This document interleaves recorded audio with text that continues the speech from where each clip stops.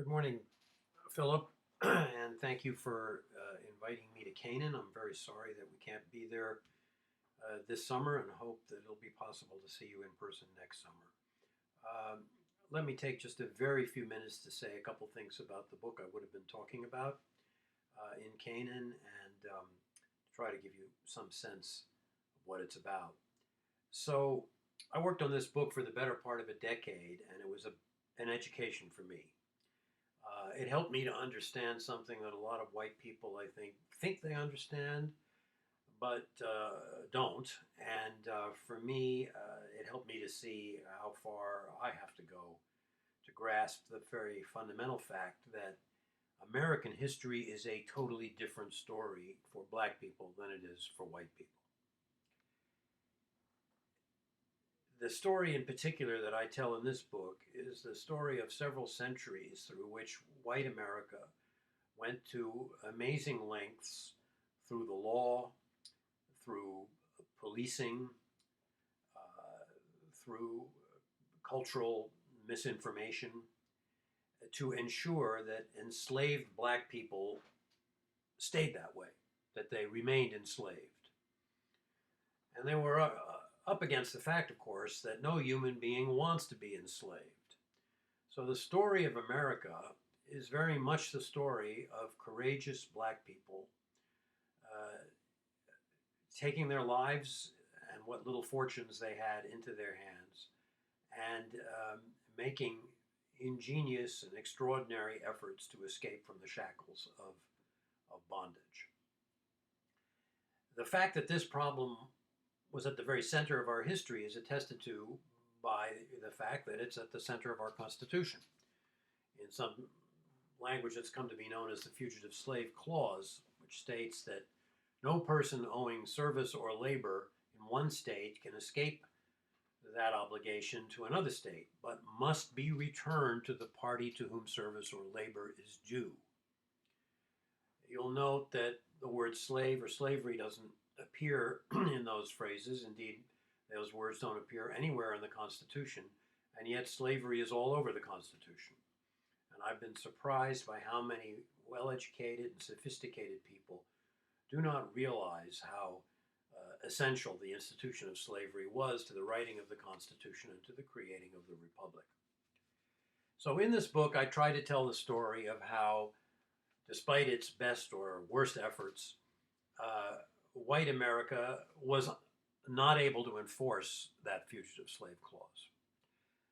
The story of how, as the nation expanded westward and the boundary between the slave states and the free states became longer and more porous, even though Southern slave owners sent bounty hunters and other agents up north to try to bring back people whom they claimed belonged to them, it became harder and harder to enforce this provision of the Constitution. One reason it became harder is because efforts to recapture fugitive slaves were resisted in by what I call in the book the first Black Lives Matter movement, the first biracial civil rights and social resistance and political resistance movement in American history. So that's part of the story. Battles in the courts, literary battles as writers lined up on one side or the other of the question are also part of the story. And the story goes from the Revolution through the Civil War. As I said, I think I said, I wish the book were not as pertinent to today's events as it is. But since the killing of George Floyd in Minneapolis and Ahmaud Arbery in Georgia, many of us have been awakened to a fact we should have known long ago and better than we did, that black people still live in justified fear of law enforcement in this country, and that all black people carry with them in one degree or another the knowledge that American history has been the story of oppression, coercion, brutality on a race-to-race basis.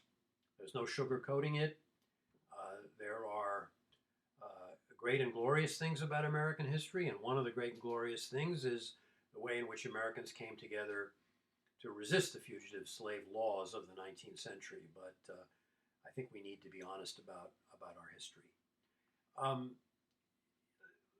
Let me conclude by saying that somewhere early in the book, I think I make the remark that any black person in America for several centuries who was running or even walking fast, particularly a young man, was assumed to be a criminal.